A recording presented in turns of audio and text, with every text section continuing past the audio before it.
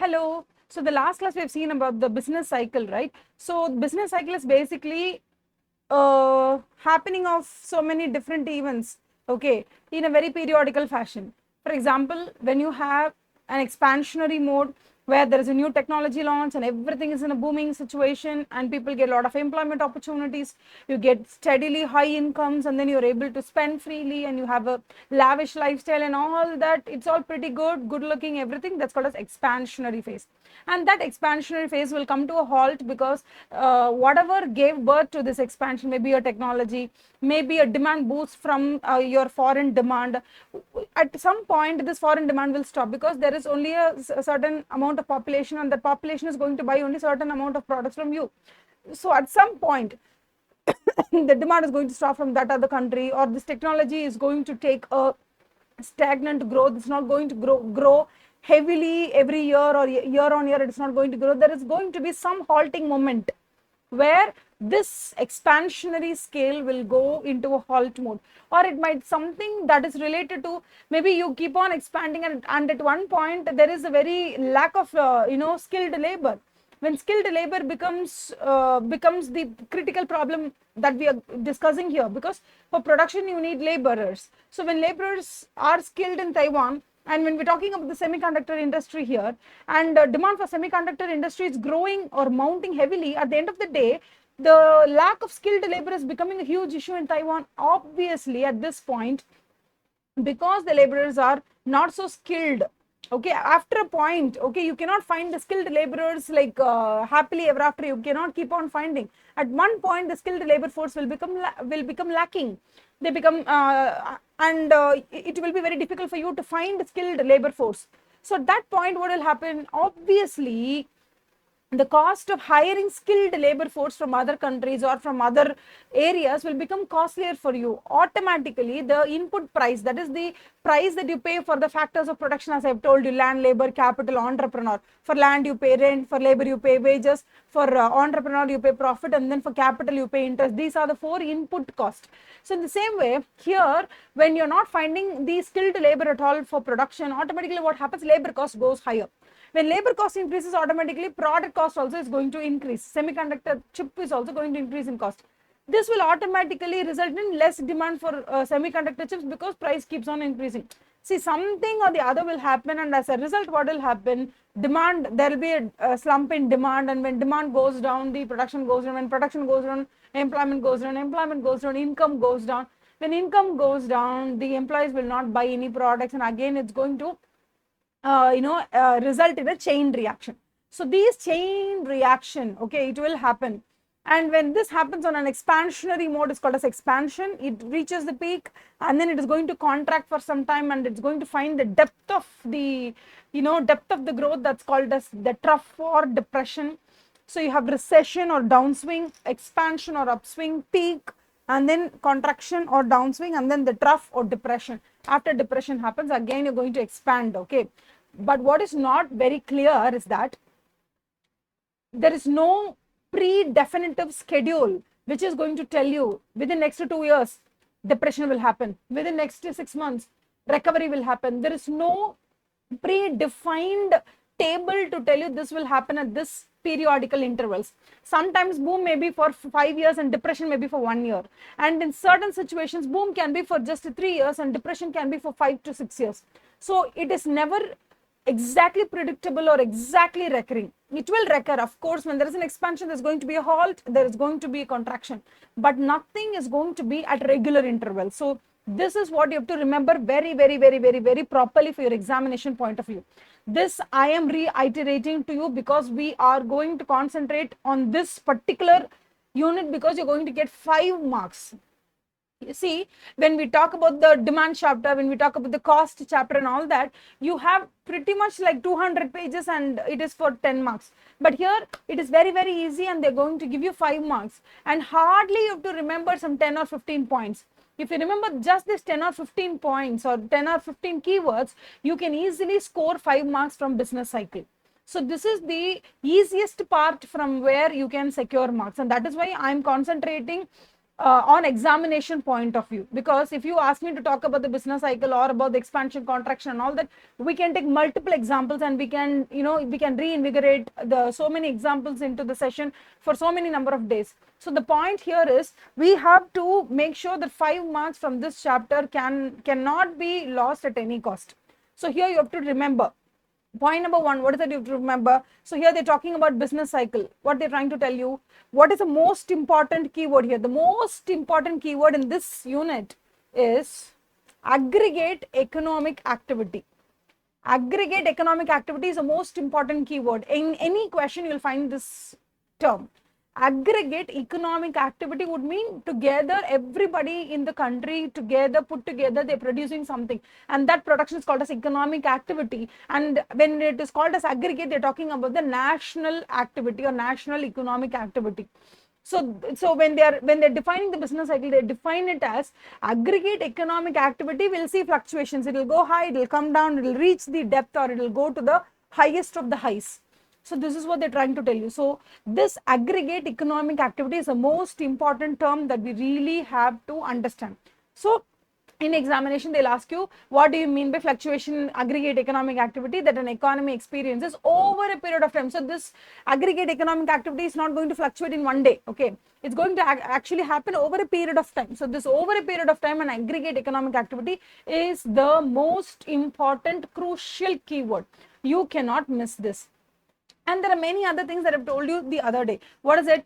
Business cycle refers to alternate, because you're going to see expansion, you're going to see contraction, you're going to see highs and lows. So this is going to happen on an alternate basis, and definitely this is going to happen on a recurrent basis. These are all keywords, a recurrent basis, and it's going to occur periodically. But what is not very sure, it is not very sure whether it will happen once in every 5 years. Do you expect a trade cycle to happen? Do you expect a business cycle to happen once in every 5 years? It is not. Okay, in 2000 we had that dot-com bubble burst. For example, it was like the computer mania happened, and then everybody started that internet company and all that, and within few years what happened, it came to a bust, because so many companies came into the internet boom, and then within 3 years it came to a bust. So bust can happen within 3 years, and boom can happen for a prolonged period of 6 or 7 years. It depends upon every situation. It depends upon the country's infrastructure abilities or to cope up abilities. There are so many things that's going to define whether a business cycle is going to last for several years. In the sense, which portion, depression is going to last for 4 years, because the Great Depression that I've told you, okay, it happened from 1929 to 1933. There was depression, 4 years depression. So it depends upon the situation and people's reaction, or a government's reaction towards it, the entire country's government's reaction towards it, that's going to change it. So now for the examination point of view, what you would have to understand: aggregate economic output, and then over a period of time. And then business cycles are recurrent and periodical. And I've told you, it's not like once in 5 years it will happen. It might happen in 5 years, or it might happen in 10 years. It depends upon the situation. And then, yeah, here they're talking about rising prices, low employment. Unemployment would mean good. Okay, this is called as good trade.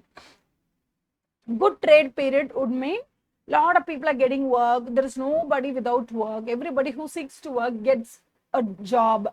So that is called as good trade. What do you mean by the bad trade? Bad trade is when you have high unemployment percentages. This is not a very important one, but then just remember, good trade and bad trade periods happen in the business cycle. But what are the two most important things? These are the two most important things. Okay. And now we're talking about business cycle. We have 4 phases. Of course, it's expansion or upswing, boom. All these 3 words, please remember. In examination, they may ask, what is the other name for expansion? Is it upswing or downswing or boom or whatever? So they might ask you. So expansion can also be called as upswing. So this is a very, very important one. And then peak is the topmost achievement level. So it can also be called as boom or prosperity. And then contraction can also be called as downswing. So this is a very important other word for contraction. And then trough or depression. And of course, when we are explaining, we are also explaining something about a recovery, because from depression, the economy doesn't go all the way to gaga. Okay, we are going to expand. No, from depression, you cannot straight away go to expansion. You have to recover first. Some trauma is happening, you have to recover first. Only then you can be joyous, right? So the joy, before joy sets in, there should be some healing time or recovery time. So that generally happens. But this recovery, no, it is not the fifth phase and all that. It's not the fifth phase. There are only 4 phases, okay? But we will study recovery as a process, that's all. And then we have, yeah, this is the diagram. In examination, they might give you this diagram and they might ask you what is this portion called as. This portion is called as expansion. This is called as peak. This is contraction. This is trough. And they'll ask you what is this trending line or what is this line, dotted line. So this dotted line is called as the growth rate over the period of time. What if there is no business cycle? Automatically there is going to be a steadily the globe is going to improve in its production, because there is going to be great improvement in technology, increase in population, and then there is going to be great increase in intelligence. Obviously, production of goods and services is going to keep on increasing. So if there is no business cycle at all, that is sudden boom, depression, if this is not going to happen, then definitely the production or the growth is going to steadily increase, and that is why this trend setting is a upward curve. Okay, upward sloping. So this upward sloping line is telling you that if there is no business cycle, obviously the globe will experience an upward sloping production curve. So this represents what? Your production capability. Your production capability is just renamed in terms of monetary achievements. So here the GDP or whatever they call, whatever your production is all about, so that is an upward trend. See here, the broken line, okay, this is the key word. The broken line in the diagram represents a steady growth line or the growth of the economy when there are no business cycle. Mark this as very important. When there are no business cycle, what will happen to the growth of the globe or growth of the country or growth of any economy? Any economy, if there is no sudden spurt of growth or depression, definitely when there's no sudden growth of boom, depression, this is not happening, then definitely the country is going to experience a steady increase in the economic production. Okay, that is called as a trending line, which is not a trending line, it is actually steadily increasing line. Okay, it is also called as marked as trend line. Here they mention no trend line. Okay, do you understand? So this is one important one. This is the only diagram that we have in this unit. Okay, next one, we are talking about expansion. Obviously expansion is marked by low unemployment rate. Everybody who wants to go to a job, they will find a job. Low unemployment rate, and then we are going to have that increase in national output. Obviously, since it is expanding, we are going to produce more and more and more. So increase in national output, the employment demand is going to increase because everybody is employed, everybody gets income, everybody wants to spend. So there is aggregate demand is heavier. Of course, capital and consumer expenditure is more, because income is more, expenditure is also going to be more.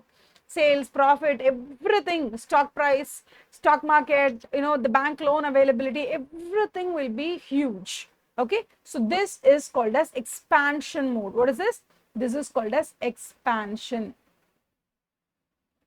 Okay, but here you have to understand one thing. If they are trying to ask you this question, involuntary unemployment is almost to zero. What do you mean by voluntary unemployment and what do you mean by involuntary unemployment?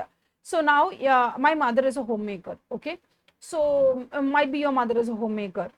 For example, these people have not they have chosen not to work. That is voluntary unemployment, because they don't want to work, they want to take care of the family. So this is what they have chosen for their life. This is voluntary unemployment. But here they're talking about involuntary unemployment. What is involuntary unemployment? Your brother, your sister, or you might be in search of an employment opportunity, but you don't get the employment. That is called this involuntary unemployment, because I don't want to be unemployed. Okay, voluntary unemployment would mean I don't want to go to work. I have lots of wealth, I will enjoy my wealth, I don't want to go to work. That is called as voluntary unemployment. Okay, nobody can make voluntary unemployment zero, because it is a choice of people. People choose to become unemployed, people choose to be unemployed.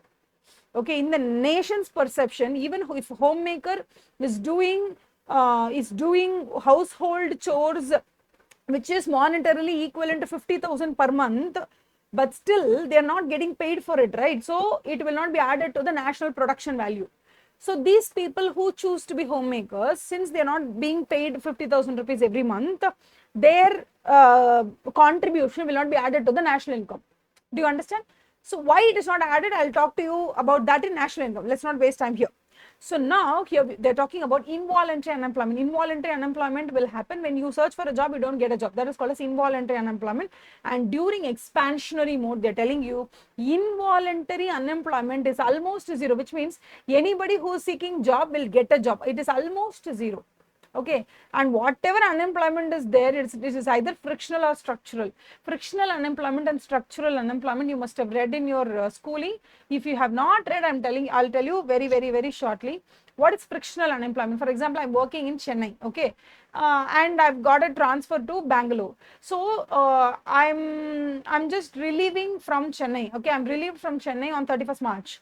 And I have to join in Bangalore branch after 15 days. So in between 15 days, I have this 15 days, I'm unemployed. So that is called as friction. See, when you have to move from India to Canada, okay, you got a job in Canada, so you are relieving, you're just being relieved from a work in India, and then you book a flight or you get visa, you get all the process done, and then you go to Canada. There is some 3 or 4 months gap, no, that is called as frictional unemployment. Actually, this frictional unemployment is not even counted as unemployment because it is happening because of friction. It's not because there is no job. You got a job, but in between, there is a gap in between your old job and the new job. That is called as frictional. So that is called as frictionally unemployed. You're unemployed just because of the friction that you're experiencing in joining the new office from the old office, or the new place from the old place, whatever. And what is structural? Structural unemployment happens when a country is transforming itself from agrarian society to manufacturing society. For example, in Bangladesh was predominantly agrarian society, and once the garment industry from United States started factories over there, all the agricultural farmers, they just changed from being farmers and they just joined the factories to become that manufacturing sector laborers. So here the economy as a whole, Bangladesh is undergoing some structural changes by changing themselves from agrarian society towards manufacturing industry. So now what happens, all the farmers need to be equipped, okay, and it takes some time for them to drop their agrarian background, and then they have to come towards the manufacturing sector. This will take some time. So that is called as structural changes. So because of the structural changes, there are some people unemployed, or because of the friction, some people are unemployed. Except for these two unemployment, for all the other category of people, whoever wants to go to job, they will find a job in the expansionary phase. This is the most important thing, okay? So involuntary unemployment is almost zero, because I like this point very much. If you ask me to be a questioner, if you ask me to be the paper setter, I will definitely take this question into account. During expansionary phase, whether involuntary unemployment is full or not, I will definitely take this question, 0, nil, or more, less. I'll just make a question out of this. So let's see. Then after expansion mode, we're talking about peak. See, a country cannot be going on the expansion spree, right? At one point, you have to halt. So that halt is called as the top or the highest point of business cycle, and that is called as peak. P-E-A-K, peak. Okay. So this is the end of expansion. And it happens when economic growth has reached a point where it will stabilize and it will go in the reverse direction. What happens in the point of peak?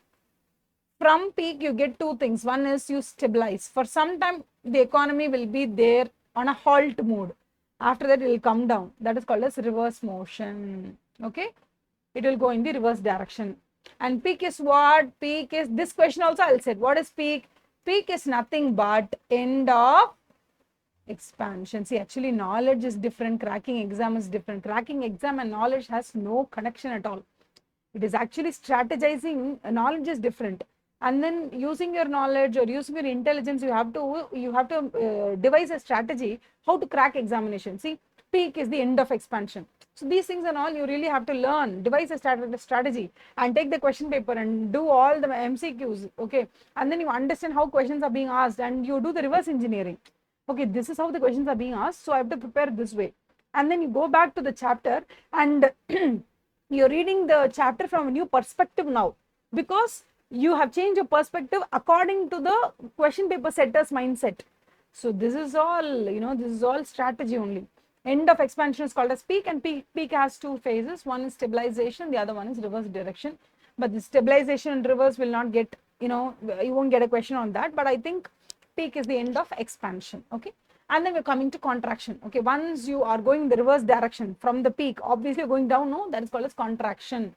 Definitely everything will fall down. Employment will fall down. Okay. Employment, there'll be no employment. People will lose their employment. Demand will come down.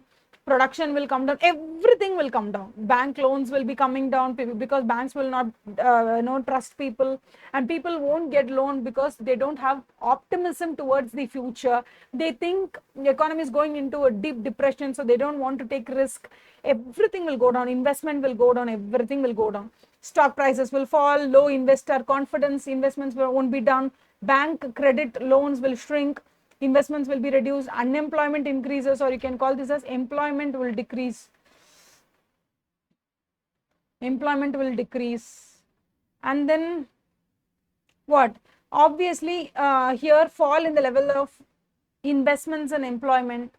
Then obviously the producers will start producing low. When production is low, obviously laborers will lose their job. Laborers lose their job, no income. When there is no income, they will not buy more. So obviously aggregate demand will come down. Everything will happen here only in the contraction phase. Okay, that's all. And obviously severe contraction, that is end of contraction, is called end of contraction is called as, one second, why this is happening.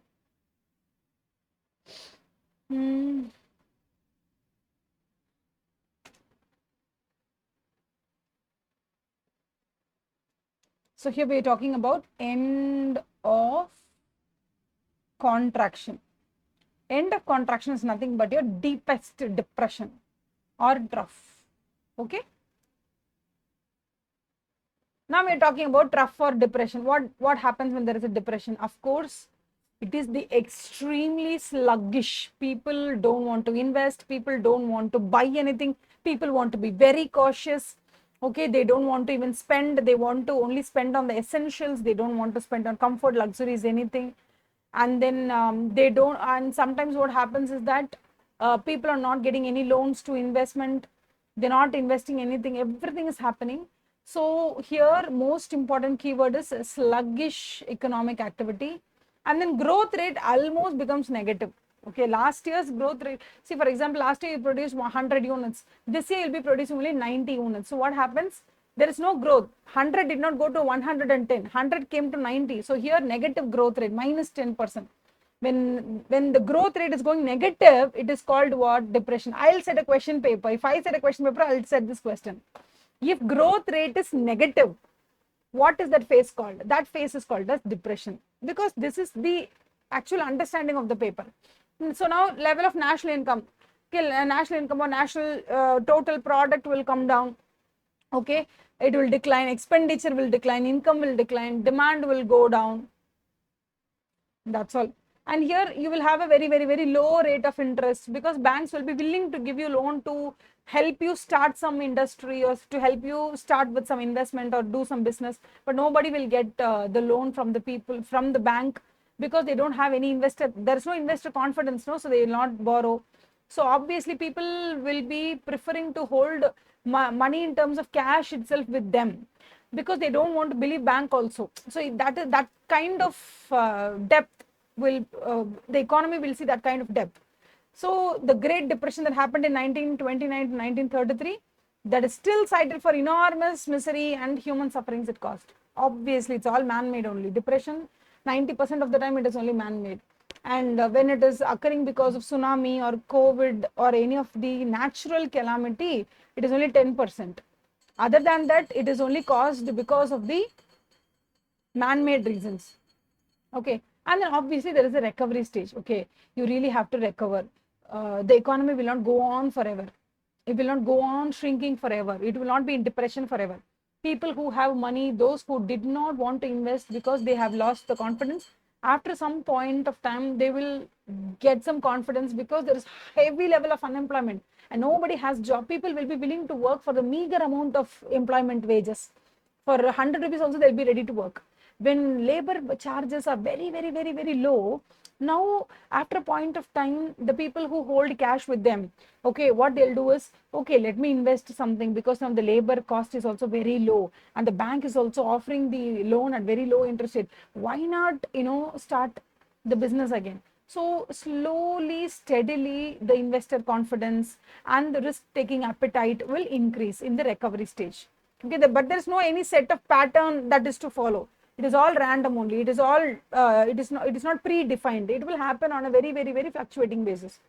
So here, yeah, because process reversal is initially felt in the labor market, because nobody has employment at all during depression, because unemployment rate is too high during depression stage. The first signs of that recovery is seen only in the labor market.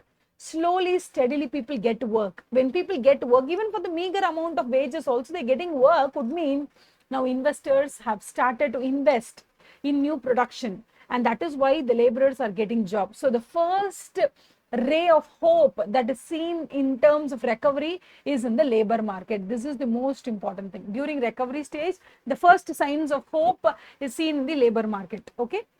And then we're talking about indicators. What is an indicator? Whenever there is expansion, contraction, depression, trough, or the peak, what is an indicator that is indicating, okay, this is expansion? When expansion stage is going on, what is the indicator? So whether this indicator is showing you well ahead of the time. For example, the economy is going to expand within next 7 months or 1 year. So before 1 year itself, you are able to assess that there is going to be an expansion mode. So there are certain indicators which is going to signal you that something is going to happen. That signaling is called as leading indicator. Sometimes whenever expansion is happening, right at the same point of time, simultaneously, certain indicators will tell you or confirm you, yes, this is expansionary stage. So confirmatory indexes or confirmatory indicators are called as concurrent or coincidental indicators. And there are certain indicators, okay, that will happen only after the, after the expansion has happened. Only after expansion has happened, it will give you the indication that it has happened. So those kind of indicators are called as lagging indicator, because it happens only after expansion is over or after the happening of the event, you are getting some evidence. So when you get the evidence after the event, it is called as lagging. Okay. And then when you get the indicator before the event happens, that is called as leading. And simultaneously, as and when an expansion is happening, you are also getting that indicator is called as concurrent indicator or coincidental indicator. Okay. So here, what are the key words? These are all too much theory only. You can just give it a read, not going to help you. Leading indicator. Now tell me.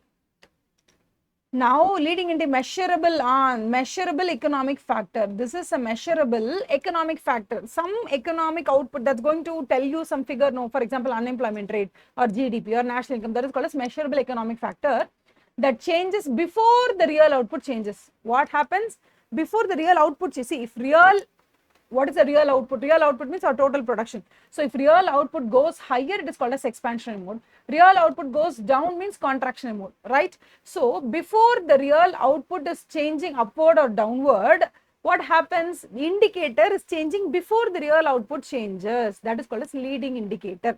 Okay, leading indicator often change prior to large economic adjustments. Example, they're also giving you example, and it is also called as precursor of upturns or downturns. Upturn is expansion, downturn is contraction. So precursor, so before expansion happens, there are some indicators that is called as what? Leading indicator. Okay, example they've given you, there is a sudden increase in Tesla's stock prices, which means something is going to be expansionary about the electric vehicle sector.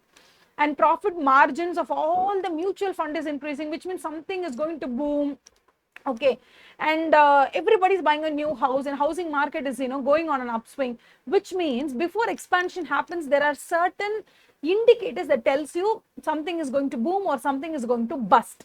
So what are the indicators? Stock prices, profit margin, housing, interest rates, and then whenever you get new orders from United States, or whenever you get new orders, for example, Wipro, it got a deal from, recently it got a very huge deal from a company, Wipro. So now when Wipro got its huge deal from a government, definitely it's going to increase the stock prices of Wipro. It is not only going to boost Wipro's profit alone, it is a very great green signal for us that there is an increased demand for information technology, which means value of new orders for consumer goods is a great. See, whenever you get new orders, new agreements are being signed, new contracts are being entered into by two major multinational corporations in India, which means these are all signs that boom is going to happen. And then building permits for private houses. For example, new houses are being built, and in one particular area, simultaneously there are 12 new houses are being built, which means there is pretty much standard income of a person that has earned him a housing loan, which means 12 houses are being built, which would mean 12 loans are being disbursed. 12 loans are being disbursed, which would mean 12 people are being chosen as the standard income earners, which means this is highlighting that there is a stable employment opportunity. So these are the major indicators telling you that something is going to happen. It might be boom or it might be bust also. What do you mean by lagging indicator? Lagging indicator, okay, when I explained you, I told you that whenever before the event indicator is happening, okay, that is called as signaling. I've told you, right? When we talk about signaling, it is called as leading indicator. When something has happened and only after the event is happening, you are getting the evidence, that is called as confirmation. If I have said any other confirmation is lagging indicator. Confirmation of the event can also be called as lagging indicator. I think I've told you confirmation relates to concurrent. I'm very sorry. Please unlearn that. Okay. Signaling refers to leading indicator. What is my leading indicator? Even before the event happens, signaling is happening. So signaling would refer to leading. After the event is happening, you are getting the evidence. Yes, this is expansion only. So that is called as lagging indicator. Lagging, confirmation. Leading, signaling. Okay. So, yeah. Lagging indicators. See here, lagging indicators reflect the economy's historical performance observable after the economic trend. After the economic trend. Okay. This is the key word here. And then you have many examples for that. Unemployment rate, corporate profits, labor cost per unit, consumer price index, and commercial lending activity. So these things change only after the event has happened, because only if expansion is experienced, there will be more employment opportunities. Okay. Only when expansion actually happens, profit will increase. But before expansion is happening, stock prices can increase. See, even before 6 months prior to expansion going to happen, expansion is going to happen only in December. We are sitting in June. When people expect that expansion is going to happen in December, you will start buying more and more of Tesla stock. What will happen now? Tesla stock prices will go high. Now it is a leading indicator. But do you think this will, what is the actual lagging indicator? When actually Tesla is getting more profit in December, that is called as the lagging indicator. Yes, expansion has already happened. Yes, Tesla is hiring 20,000 people. 20,000 people are hired by Tesla in one single day. That is called as the evidence of the expansion. But before expansion happens, stock prices of Tesla can go high. So stock price going high, or getting our Tesla and Chinese government entering into an agreement, and all these things, no, these are all lagging and these are all leading indicator. But when it actually happens, when Tesla fired 14,000 people one day on one fine morning, okay, one fine morning people are coming to job, okay, even without knowing that they have been fired. So they enter into the factory's outlet, okay, and then they are entering through the factory gates. They are not being allowed, saying that you have been fired, and they're being asked to go visit your personal mail ID. Your firing letter will be there. Okay. So these are all evidence. Only after the contraction happens, evidence is 14,000 people are fired. Or once Tesla and Chinese government is entering into a factory agreement, and then on a single day 12,000 people are now hired. These are all happening only after expansion happens or contraction happens. So it is called as lagging indicator. Exactly, hiring happens, firing means what do you say, you send them out of work, no job, that is called as firing. Hiring means you are taking them into the job. So getting a job is called as hiring, or you're relieved from a job is called as firing. Okay, you are not resigning from job, there is no resignation, you are not coming out of the job, you are being sent out of the job, that is called as firing. You want to work but you're being sent out of work, that is called as firing. So now corporate profits will happen only when it can happen. No, you can't predict it. Profits are the real, measurable, actual, realistic index. So that can happen only after expansion happens. Unemployment rate, firing or hiring happens only after expansion or contraction has been experienced.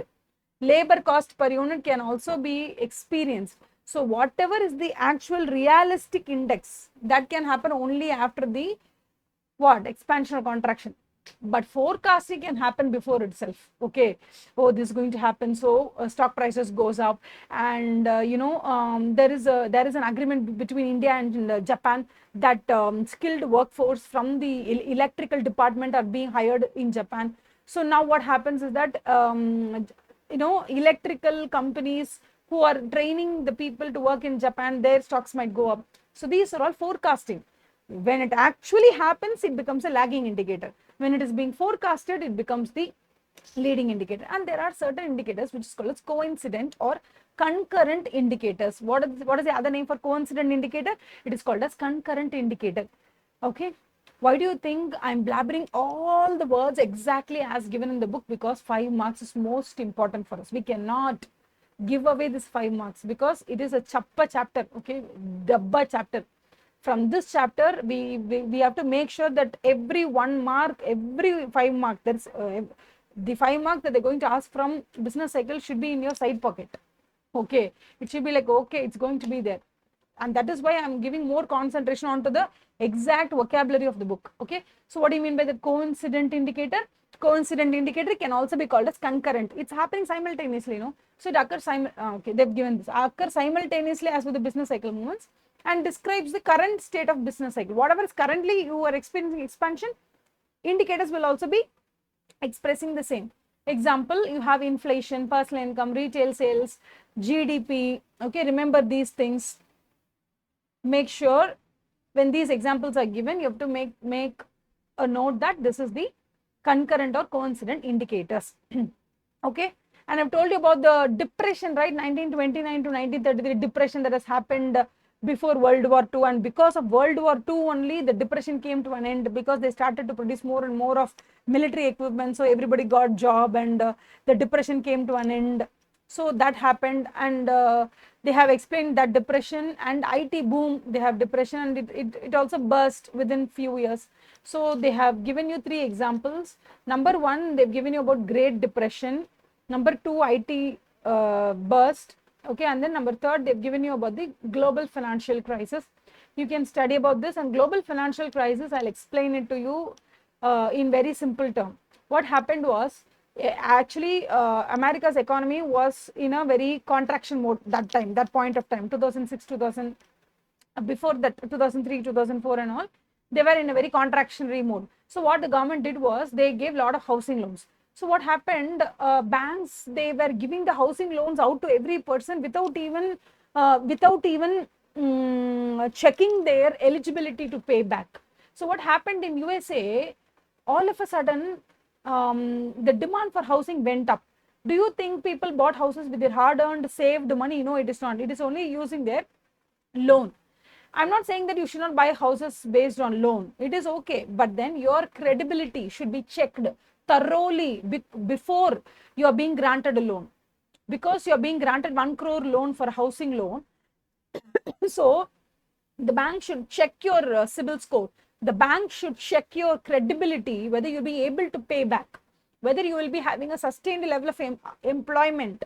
These things should be checked by whom? By the bank. But what USA's banks did, They just gave out loans to each and every person with credibility or without credibility, and as a result, demand for housing went up. Since the forecasters said that the demand of housing is going to go high, so they kept on building so many houses. At the end of the day, what happened was, at one point, banks could not further give more and more loans because they have exhausted giving loans to almost anybody who approached the bank for a loan. So at the end of the day, everybody who wanted or who wished to buy a house, even without a sustainable employment or income, they also bought a house. What will happen when these kind of it is an improper or unscheduled, or I would say it is a devastating thing done from the bank side. Okay, what happened? Everybody was given some housing loan. So now what happened was, you see, the actual problem is not this. What actually happened was, the loans were given to three types of customers. Imagine there are three types of customers. A customers who can pay back. They are all having high credibility. B customers, 60% they can pay back, 40% they will not pay back because their employment can be forgone, like they might be fired at any point of time. And the third class of customers, no, they are like part-time workers. For them also, if given the housing loan, what will happen? Will they be able to pay? Of course, there is only 50-50 chance. So now what happened? Since the economy boomed because of housing market, because there is a high demand for housing, and houses are built on a very massive spree, everybody got employment in the housing sector. And once the demand for housing stopped, construction of houses stopped, and people who got employment because of the expansion spree in the construction industry lost their job. And because of their lost jobs, the first section which got affected was the C class section, who got a housing loan based on the job that they get from the construction industry. So it is going to cripple. It's going to just come down. It's like a pyramid going to come down. This is not the only thing they did. What they did was, actually, housing loan was given to middle class, upper middle class, lower class, to these type of people. What happened to the high net worth individual, or those people who have so much of money and they don't want to, and they really don't want to buy a house because they have already 10 or 15 or maybe 100 houses already in their name. So they have multiple wealth with them. So now what is their concentration, or what was their concentration during this period of time? There is this business cycle of global economic crisis. What happened at that point of time? Middle class, upper middle class, and the lower income groups, they bought houses and they got loans, they bought houses. What these wealth cushioned fat people, what they did, fat people, I'm saying wealthy people, what they did was, they wanted to invest on something, right? So investment happened in this way. What happened was, there is a person called as Moody's, or there are multiple people who does some marking. And marking in the sense, okay, the total people who have got the housing loans can be divided into three categories: triple A, double A, A plus, and then B category, C category. Triple A would mean they will definitely pay back the housing loan. That section of housing loan is bifurcated as a triple A. And then double A, these people also definitely pay, but the triple A is the highly credentialed people. And then good credential people, double A. And then credential people, A, B, C, like this. So now these wealthy people, what they did was, they just bought, the entire loan was disbursed by whom? Bank. No, bank disbursed the loans for 100 people. 1 crore would mean 100 loans. They disbursed the loan to 100 people. So what the fat wealthy man did, he gave, it will take for you to collect this 100 crores for so many years. I'll give you the money, full 90 crore I'll give. 10% discount, give it to me. I'll give you 90 crore. Give all the 100 loans to me. I will collect the loan repayments from them. Like this, investment from the fat wealthy people were based on buying the whom? Buying the borrowers. Borrowers will not know that they are being bought by some fat wealthy man. No, they will not know. They will just know that the loan is being paid to HDFC, and HDFC is going to maintain your account. Everything will be with you. But on the paper level, or on the official level, all the triple A class or certified home loan is being now tied into a product, and it is called as a investment. And that investment is being bought by wealthy fat man. Not just the triple A securities, triple A, double A, triple B, double B, B, everything is being bought by a lot of investors. At one point, supply of houses supply of houses was heavy, demand came down, and then a lot of people lost their jobs. As a result, this B class, and then even double A certified homeowners, no, home borrowers, no, they also did not pay. It was a very, very, very, it was a very intensive, or I would say, the intensity of this 2008 global financial crisis was very, very, very tough. Many people just ran out of their houses, flew out of their houses, and they literally lived in car in USA because they were not able to pay EMI. After a point of time, what happened? Every person who got the housing loan and they were not able to pay EMI, they took all their belongings and then they took their car and they ran away. That's all. They literally lived in car. Many of the United States citizens, they lived in car for so many months. And now banks were not able to get the EMI from people. As a result, those investors who invested in these housing loans as a product, they also suffered a loss. This is like a very, very, very big gambling that has happened. It is only because of the how do you call it, is only because of the complacent attitude of banking sector of USA. And since this happened, lots of housing sector, now housing prices fell down. Nobody was in a position to buy the houses, even if the house prices were down. No, everybody fled out of their houses. Houses are empty. People started to live in their cars. They are not able to pay EMI. Banks do not know what to do. And the government is also being stumbled. They also do not know what to do. And to recover from that kind of man-made chaos was huge. So these things happen now and then. But these are not very important for us from examination point of view. But then I've told you this explanation so that you should not miss out anything that's been given on your book. Okay, so these three things I've explained, the three examples. You can just go through it, and then if you're not able to understand my explanation, listen to the video 1 or 2 or 3 times. Maybe first time you might not understand, second time you might not understand, third time you will definitely understand, because for me to study about this financial crisis, it took around 1 year. Because when I studied about this financial crisis, I took 5 to 6 newspapers, studied the same news from 6 newspapers, and still I was not able to understand. And then I took some books and from the authors who wrote on financial crisis 2008, what happened, and I've listened to like hundreds of YouTube videos of Michael Hudson and many economists who have talked about 2008 financial crisis, Paul Krugman, everybody. And after so much of research, we have understood the concept. And I've made the concept understandable to you in the baby terms. Okay, so it should be, it should be understandable. Maybe not in one go, but definitely you'll be able to understand in the second or third go. Okay, so after this, we're going to go to features. What a business cycle would look like. Obviously, one business cycle will be different from the other. Not every business cycle is going to look same. Of course, it is going to be recurrent, and it is going to have 4 different phases. So these are all the features. It will occur periodically, and it have 4 distinct phases.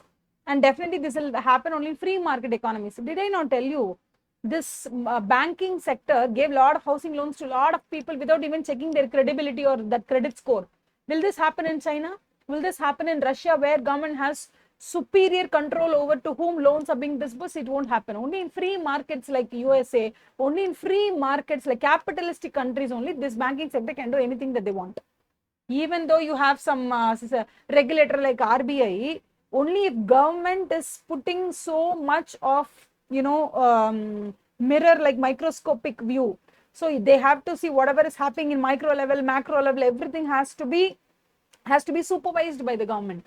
Everything has to be planned and executed by government. Only then these kind of man-made chaos can be stopped. Else, in free market, easily business cycle can happen. Expansion can also happen. Contraction can also happen. And many a times, contraction are going to be very, very much suffering. Okay. And here nobody can make accurate prediction and all. We are not God. Okay, the stock market is going to crash on this particular day. It's going to happen. 2008 financial crisis. Nobody knew 2008 financial crisis is going to happen in 2008. Even Raghuram Rajan. Okay, he's the past.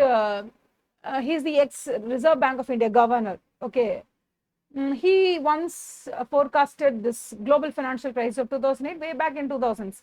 but he did not say it's going to happen in 2008. Okay, so when asked the question, sir, you have forecasted the 2008 global financial crisis, how did you do it? So he answered, no, prediction can be done by anybody, but accurate prediction cannot be done, because we know that so many housing sector is just going on rapid mode in USA. We knew that this is going to come to a halt, but we really did not know when this is going to come to a halt. So forecasting is pretty much easy. Okay, you can say this is going to go somewhere, but not accurate prediction cannot happen.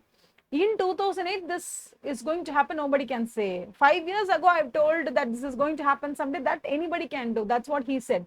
So from there we have learned, you really have to listen to the experts talking about. For example, when we learn about weather predictions from weatherman or from Ramanan or from any weather expert, we tend to understand certain technical terms, or how do they explain. In the same way, when we want to learn something about economics or something about your finance or costing, you really have to listen to what the experts talk about it, and then you will be able to understand it, the first hand information.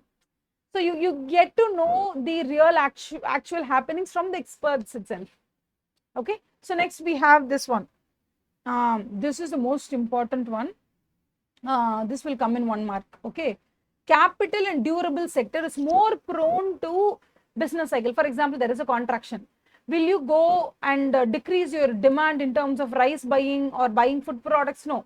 Whenever there is a contraction, okay, whenever there is a contraction, obviously you will still buy the food products. What you will decrease in demand, or you will try and restrict your demand in terms of your luxury or comfort. So luxury or comfort comes in what? Maybe you will postpone buying of a house, you will postpone the buying of refrigerator, you will postpone the buying of some dishwasher, you will postpone the buying of a new laptop. These things you will postpone, but you cannot postpone food products. So generally when there is a contraction, or when there is an expansion, okay, the first industry that gets so much affected is this capital and durable sector, because all the durable sectors like laptop, mobile phones, even without those goods, people can survive for a year or two.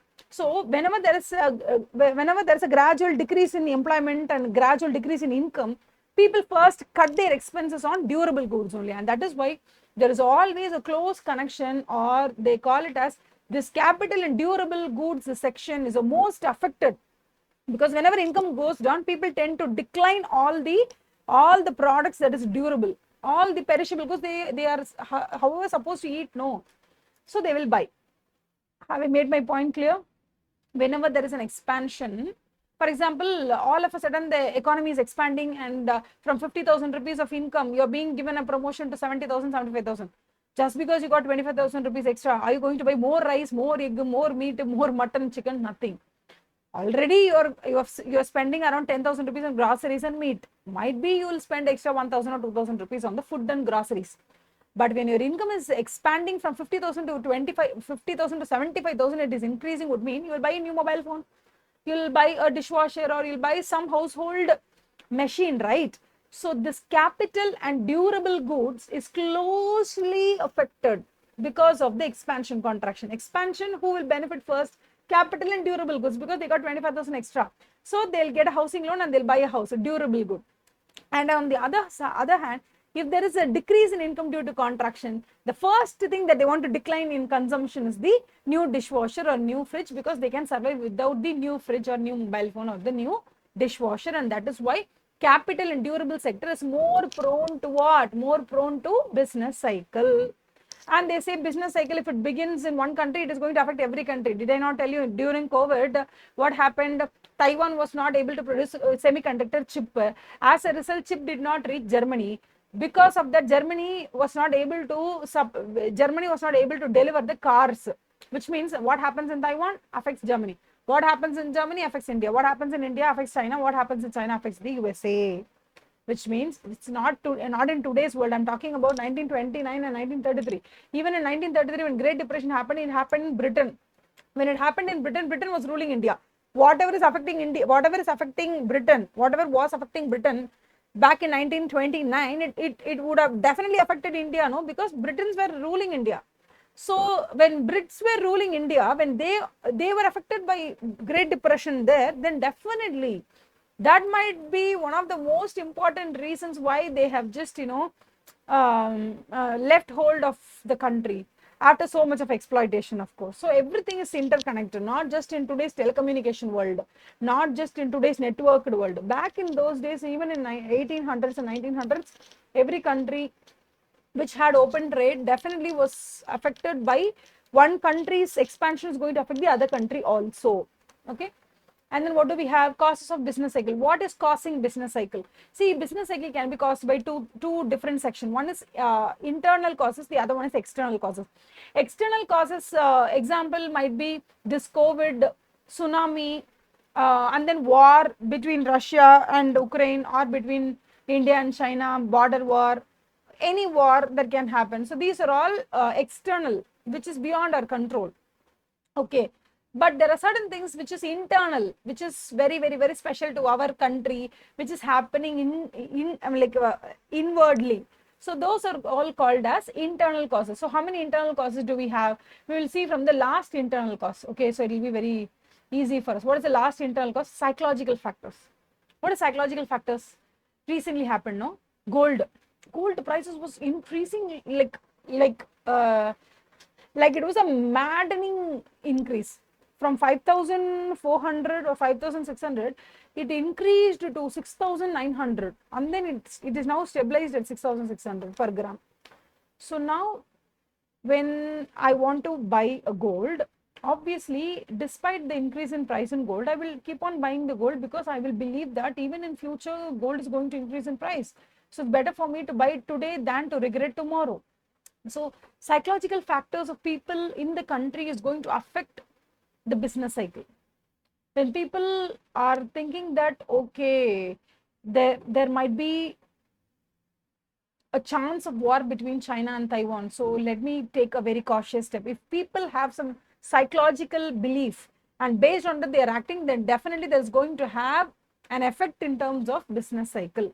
Okay, so this, who said this? According to Pigot, he says that how people feels optimism or pessimism. Optimism means feeling positively. Pessimistic means feeling negatively. So say Pigot, Pigot, Pigot. Pigot says psychological, that is plus and minuses. Pigot. What these Schumpeter says, whenever there is some new product that is being produced, innovation, obviously expansion happens. Did I not tell you? Television color set has been produced, or color television has been innovated. Obviously there is going to be an innovation, there is going to be an expansion. After color television you got LCD, again expansion. After LCD you got LED, again expansion. But at certain point what happens was people lose their sheer enjoyment in watching TV, and they switch to buying the mobile phones. At that point of time, definitely what will happen, demand for TVs might come down, and demand for mobile phones might go up. So Schumpeter says that business cycle is being influenced by innovation. These are very important. Okay, va?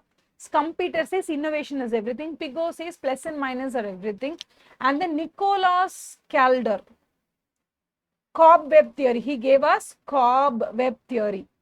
Okay, these three are most important 1 mark that you'll get. Okay, he says that prices of the products are the major influencing factor for the cause of a business cycle.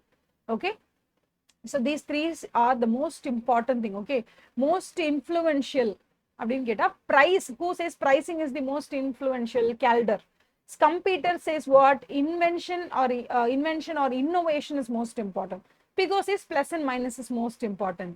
Okay, and then there is one other person, I think it is Keynes ன்னு நினைக்கிறேன். Okay, I'll see and tell you. Just remember these three things. Okay, you can write also these three things. Cobweb theory given by Calder. He says pricing is everything. Prices of products is the major influencing factor for contraction or expansion. And then we have money supply. According to Hawtrey, trade cycle, or this also remember. Okay, business cycle can also be called as trade cycle. Business cycle or trade cycle, both are same only. Okay, so according to Hawtrey is a name. Okay, according to Hawtrey, trade cycle is purely monetary phenomenon. If more money supply is there in the economy, people will tend to buy more, demand will be more. If money supply is very less in the economy, people will tend to buy less. As a result, it will lead to contraction. This is very common, or this is a very generalized one. You can't say that when money is hugely supplied to people, there is going to be expansion. Huge money is given to people, but there is nothing to consume in the economy. No proper goods and services has been produced in the economy. What will people do with the money? Simply what will happen when there are no goods and services in the economy and more money is in supply, what will happen? It will result in inflation only. See, if there are 10 apples and 100 rupees in supply, then each apple will be bought with 10 rupees. As a result, more money supply, 10 apples will be consumed. Okay. Imagine there is no 10 apple, there is only 2 apple. Okay, according to Hartree, more money supply would mean expansion. You give 100 rupees money supply to people. What will happen? People will go and buy 2 apples for 100. As a result, price of 1 apple will become 50 rupees. Inflation only will happen. So, okay, but anyway, supply of money is also a major criteria. That is one thing, but it is not the only thing that is going to end up in expansion or contraction. Okay, so just remember Hartree. That's all. Macroeconomic policies. This macroeconomic policies is taken by government only. So there are two policies. One is monetary policy and the other one is fiscal policy. A monetary policy is taken care of by the central bank, we call Reserve Bank of India. Whenever Reserve Bank of India wants to give money to all the commercial banks at low rate of interest, okay, at that point of time, Reserve Bank of India will decide to increase the money supply. So they lend to all the commercial banks for low interest. So that is called as increase in money supply. When Reserve Bank of India or any central bank for that matter feels that in the country money supply is too much, I want to reduce the money supply, what it will do? It will make sure that loans are being lent to people at a very high rate of interest. As a result, people will be demotivated to borrow money. As a result, money supply will come down. So money supply can be increased or decreased by Reserve Bank of India. And there is one another mechanism used by government. When taxes are increased, people will pay taxes to government. Money supply in the country will go down. When there is a large number of tax cutting and they are giving you free cycle, free mixie, free and all that, more government is spending into the economy. So government spending would mean money supply will go up. Government is collecting more of taxes from you would mean in the economy money supply will come down. So money supply is regulated by two apex body. One is government, one is Reserve Bank of India. Reserve Bank of India, it wants to increase the money supply. What it will do? It will lower the rate of interest. So thereby more amount of loans are being disbursed. If it wants to decrease the money supply, it will increase the interest rates. So low interest rates would mean more money supply. Low interest rates would mean more money supply. 1 second. I'll make sure we have some place to write.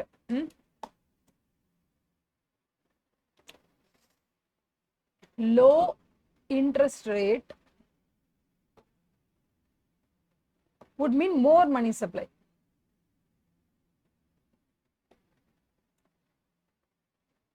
And high interest rate would give you low money supply.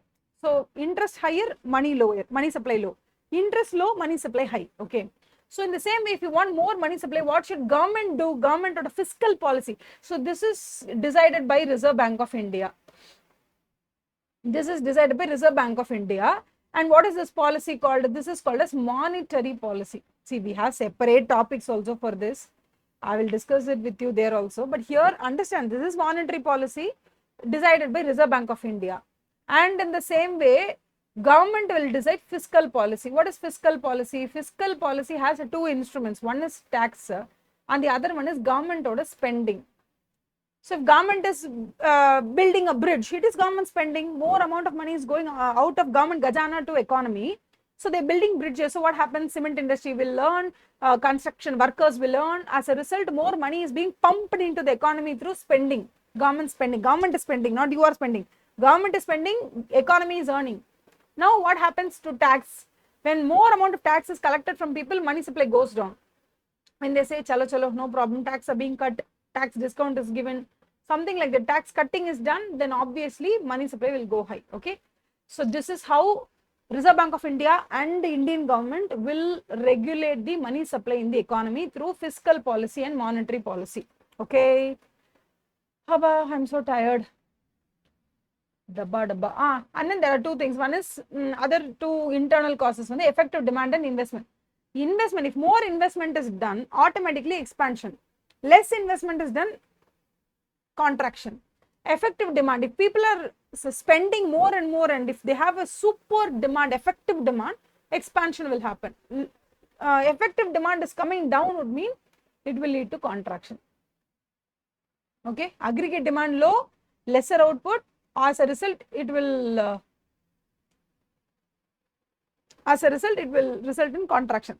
So here look at this. If aggregate demand outstrips the aggregate supply, for example, you have 10 apples.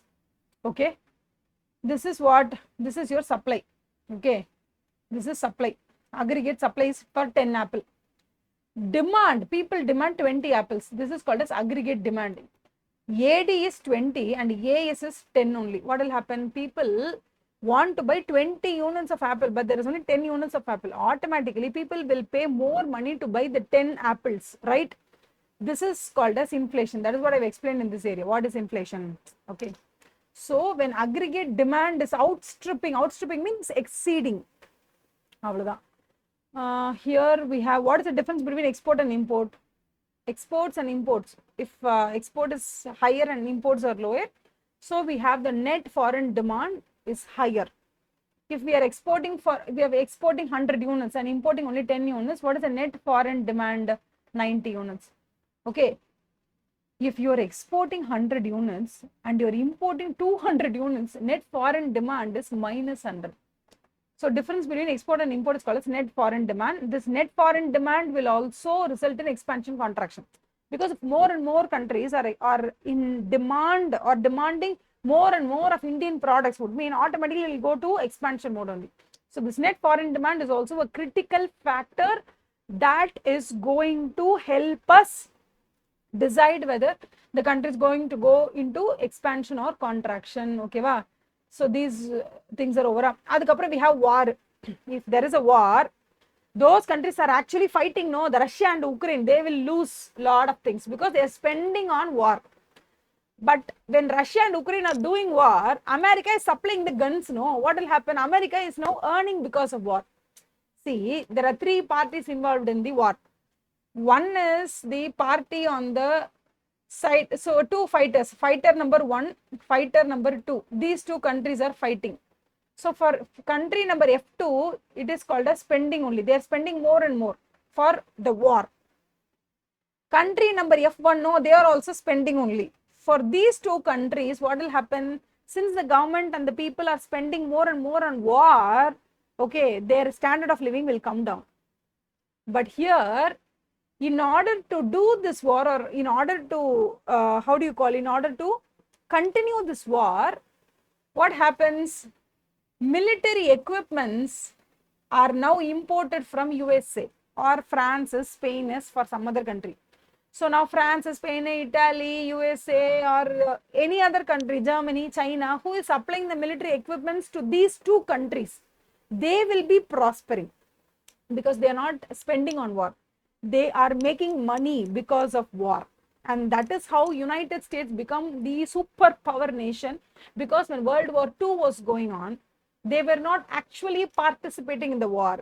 They were actually only involved in supply of all the military equipments. In World War I and World War II, America actually was in the third party situation where they earned income rather than spending. Their involvement in the war was very, very, very less. They earned more. But these countries who were actually on footing in the war, they lost so much. And that is how after World War I and II, majority of the gold from many countries has been transferred to America. Because war is going on and every country which is involved in war, they want the military equipments which is being supplied by America.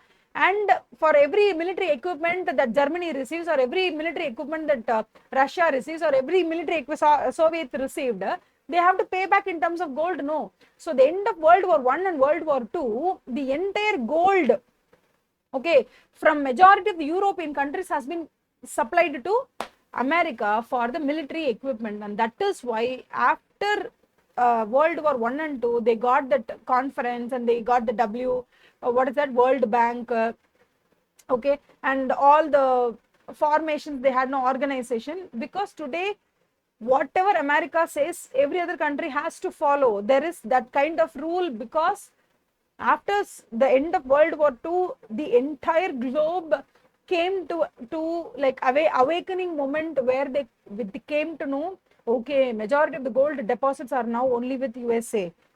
So now the gold standard, if there is a gold standard, it can only be dominated by USA, because in World War One and World War Two, many countries were fighting. At that same simultaneous contemporary period, America was actually producing more and more and more of cars and all the military equipments and all those goods to every country. And in turn, they just got so much of gold in return. So this is somewhat, similar sounding to mercantilist approach, right? So they earned a lot of gold during that period. So wars, for certain countries, it can result in contraction. For now, Ukraine, it is contraction, depression. For Russia, it is only contraction only. But for USA or any other country who is supplying to the war, for them it is a expansion. For example, China might go to war to Taiwan. Now, for Taiwan, to help Taiwan, America will come to help. Okay, America will come and help Taiwan. For that, Taiwan will pay, okay, for their support and all that. So now, who is actually fighting? China and Taiwan will fight. But in return, who is actually earning money? America will earn. If they are not rendering support freely, they'll earn. If they are just supporting for the sake of supporting, in order to defend Taiwan and to make sure China doesn't show its superior dominance over the globe, then okay. If it's a help, they won't get money. If it's an aid, they won't get money. Okay. If it is a commercial transaction, they'll get money. Of course, natural factors, weather cycles, obviously monsoon fail, drought, dry weather, obviously agriculture product is going to fail. Tsunami hits, production gone. COVID hits, production gone. Many things. Post-war reconstruction, after war, after war stops, after war comes to an end, obviously what is going to happen? Slowly but steadily, infrastructure needs to be built by the government, so it will lead to expansion. And technology shocks, new technology is being introduced. For example, when Bitcoins was introduced, okay, automatically there was a boom, and even today it is a boom. Bitcoin is in the booming stage only. So sometimes whenever there is a technological upgradation, economy will move towards, like for example, you have the unmanned car. You need not drive. The car will drive on its own. So there are unmanned cars. So this is a new technology. It's going to be revolutionary. Whether it is going to give positive effect or negative effect, it's yet to be experienced. But unmanned car driving is a new technology. It may make shift, it may make expansionary mode, or it may not make. It is all dependable upon situation. But technology can influence whether technology can create expansion or contraction. And population growth, obviously. When there are huge population growth and when government is spending so much on child care, so much on infant mortality rate reduction and all that, obviously the government will not be able to save more and build more bridges. So when you have to spend more on child care, you can't spend on capital investment. So these things are also going to affect the country's expansion. So post-war reconstruction, population growth, technology shocks, weather cycle, and then war. These are all called as external causes. Internal causes, Lena, we've studied about psychological effect. Yeah, we've studied about money supply, where we've studied about the fiscal policy and monetary policy. In the money supply is being, tackled by monetary supply is tackled by Reserve Bank of India, and the macroeconomic policy, where we have this fiscal policy also, which is being decided by the government, where we have tax cuts and the government spending. We have seen that, and we also have seen the fluctuations in aggregate demand and investments. So all these fluctuation in effective demand, fluctuation in investment, government spending, tax cuts, macroeconomic policy, monetary policy, fiscal policy, money supply, psychological factors, everything comes under internal. External, we have only 5 factors. Okay, war, post-war, weather, population growth, and technology. These 5 comes under external. If you're not able to remember every one item of internal, remember there is only 5 external causes. Anything beyond these 5 headings is only internal. So just remember these 5 things: war, post-war reconstruction, weather, weather cycle, technology, and people, population growth. These 5 comes under external causes. All the other comes under internal causes. Okay. And then that's all. The last one, businesses whose fortunes are closely linked to the business cycle is called as cyclical businesses. This might come in exam or might not, depending. And here remember, what are the 2 sectors which is closely affected because of business cycle: capital and durable consumer goods. This you have to remember. Okay, consumer goods. That's all. You can just go through the summary and the multiple choice questions given at the back end. Okay, you can just go through it. In the next session, I will discuss the 30 book back questions. And I'm going to tell you one important thing whenever you go through MCQs. This I'm telling you because out of my experience in attending the MCQs. So whenever 30 questions are given at the book back, first make sure you see all the answers. What is the correct answer? First mark the correct answers. Okay, and then read the question and then read all the answers. And whenever the first time you see a question, at that point, okay, when you find the correct answer, okay, it is fine. Take for example, you're taking the question and there are 4 options and the correct option is A, but you, without seeing the correct option, you choosing that B is the correct option.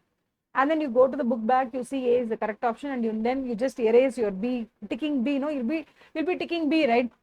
Okay. For example, here see the term business cycle refers to what? Ups and downs. You see ups and downs. So ups and downs only. You put a tick. That's all. You did not see all the other 3 options, or you see here increasing unemployment rate and diminishing rates of savings. Savings, unemployment rate. If unemployment rate is increasing, rate of savings decreasing, is this business cycle? No, this is contraction. Okay, you see. Number 2, decline in economic activities over a prolonged, this is also contraction, because decline in economic activity over a prolonged period of time. But you did not see fluctuating levels of economic activity over a period of time. You did not mindfully see it. So you just, came to a conclusion, ups and downs in production. That's all. Now what will happen? Okay, ups and downs only, business cycle, you come to a conclusion. That's the wrong answer. So after seeing it, you come to a mindful understanding that okay, fluctuations in the economic factors of production or economic output or aggregate economic output fluctuation, that is called as business cycle. We have read over a period of time. We have marked, no? Only then you come to a mindful understanding. So when you do this, what happens? If in the real examination you find this question and you see ups and downs also, you see fluctuating levels also. In the stress level that you write the examination, you will get confusion whether you chose fluctuation levels and the book back was ups and downs, or you chose ups and downs and book back was fluctuating. This I've experienced umpty number of times. So I never take a risk. Whenever I study the question, I first mark the answer. And then I look at the question and I first don't see the correct answer. I see the wrong answers first. And I understand why these options are wrong. And then I finally go to the correct answer marked. And then I understand why this is correct. Do you understand? This is how I make it. So you also try and make out all these 30 questions. Okay, I will give you this PDF. So read the PDF, do the 30 questions, and in the next session, I will discuss all these 30 questions. So it will be very, very, very helpful for you. Okay, thank you so much. Make sure 5 marks from business cycle is ours. You should not even miss 1 mark from business cycle. Okay, thank you so much. Have a nice day.